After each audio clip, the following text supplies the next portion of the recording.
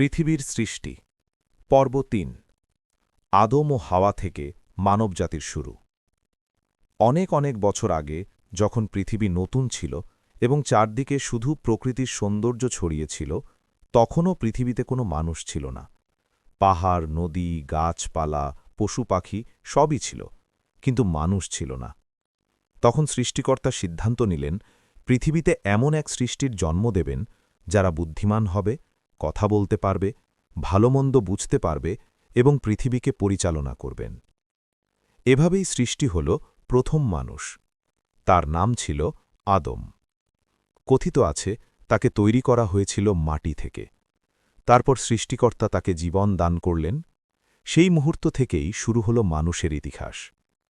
আদমকে রাখা হল এক অত্যন্ত সুন্দর জায়গায়, যার নাম জান্নাত বা স্বর্গীয় বাগান।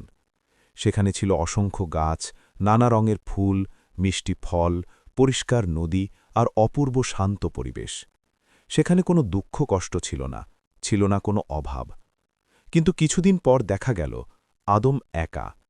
তার সাথে কথা বলার বা সঙ্গী দেওয়ার মতো কেউ নেই। তখন সৃষ্টিকর্তা সিদ্ধান্ত নিলেন আদমের জন্য একজন সঙ্গী তৈরি করবেন।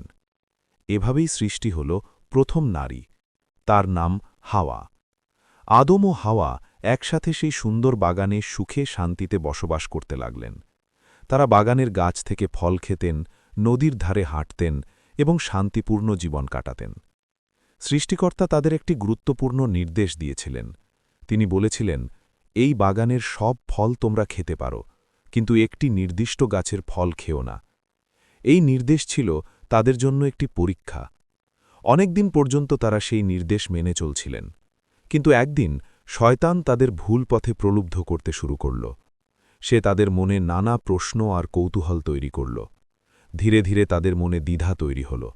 শেষ পর্যন্ত তারা সেই নিষিদ্ধ ফল খেয়ে ফেললেন। ফল খাওয়ার পরই তারা বুঝতে পারলেন যে তারা বড় একটি ভুল করেছেন। তাদের মনে অনুশোচনা শুরু হল। সৃষ্টিকর্তা তাদের ক্ষমা করলেও জান্নাতে থাকার সুযোগ আর রইল না। তাই আদম ও হাওয়াকে পৃথিবীতে পাঠানো হল। পৃথিবীতে নেমে তারা নতুন জীবন শুরু করলেন। এখানে তাদের কঠোর পরিশ্রম করতে হতো, খাবার জোগাড় করতে হতো এবং জীবনের নানা চ্যালেঞ্জ মোকাবিলা করতে হতো। সময়ের সাথে সাথে আদম ও হাওয়ার সন্তান জন্মাতে শুরু করল।